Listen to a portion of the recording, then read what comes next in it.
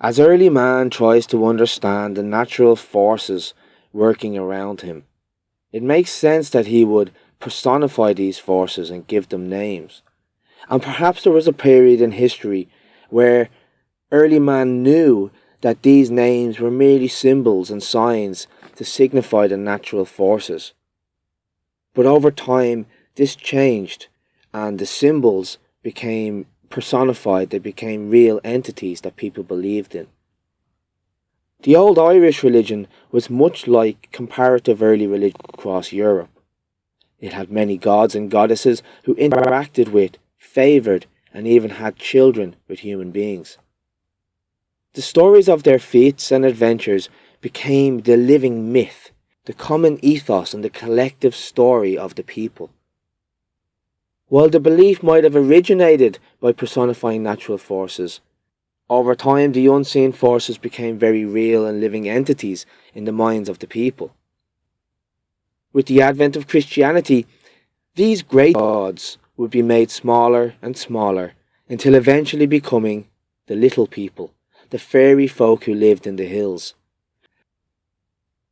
Perhaps one of the most mysterious and intriguing aspects of early Irish culture, and in fact most of early European culture, is the existence of this elusive class known as the Druids.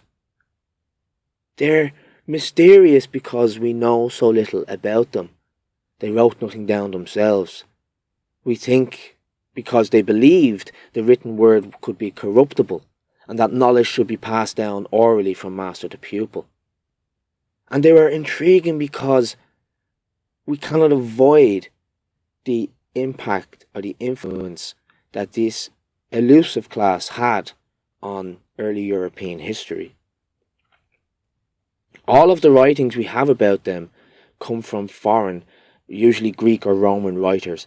Notably, we have Caesar's descriptions of the Druids from his campaigns in Gaul. But these were not Irish Druids. We know even less about the Irish Druids. And what's more, much of the Irish literature that we do have was written by Christian monks, which predictably portrays them in a not too favourable light, no better than charlatans and at worst devil worshippers. Quote, "As to what Druidism was, either in speculation or practice, we have very little information. As far as we can conjecture, their religion must have consisted of tribal divinities and local rites. As to the Druids themselves, we have no distinct information." The meaning of the word Druid is unclear, but it seems to relate to the word oak and also to the word truth. They appear to have worshipped and prayed in woodland groves and caves. But beyond all the guff and the hype, I think that the Druids were masters of knowledge, who simply sought to understand the truth of the world around them.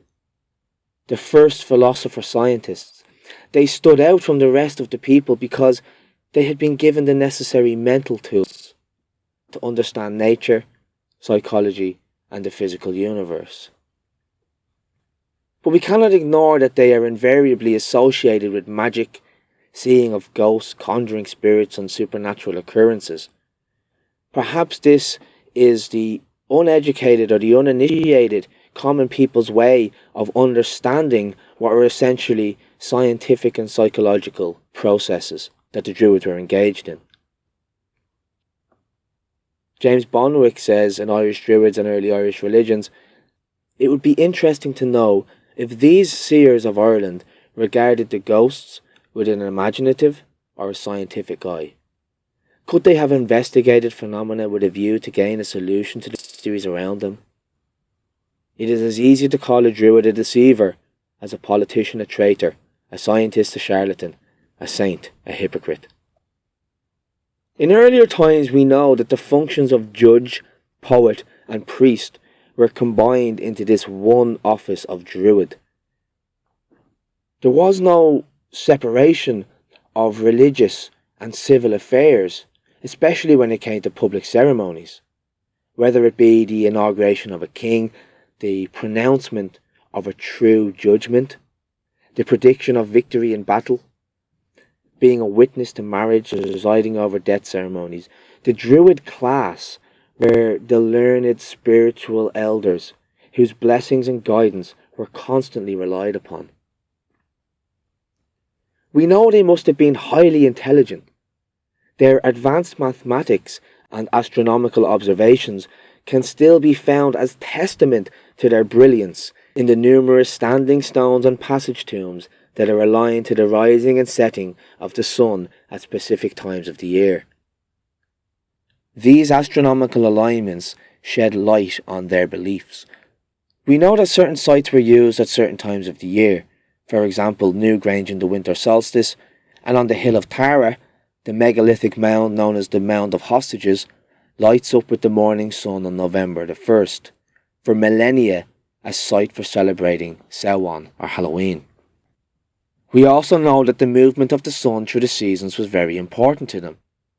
They knew the longest and the shortest days of the year, and they knew when night and day would be in perfect balance with each other. They personified this passage in the stories of their gods and their goddesses. But to quote Bonwick again, judging by the Irish literature, most of which may date from the 12th century, though assuming to be the 8th or even 5th, the Druids were nothing better than spiritualistic conjurers, dealers with bad spirits, and always opposing the gospel.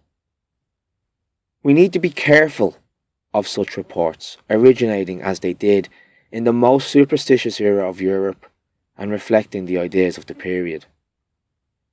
Whatever the case, the Druids and their practices remain a mystery to us, and all we can do is marvel at the monuments they left behind, ponder on the rumours, and speculate about how they must have been.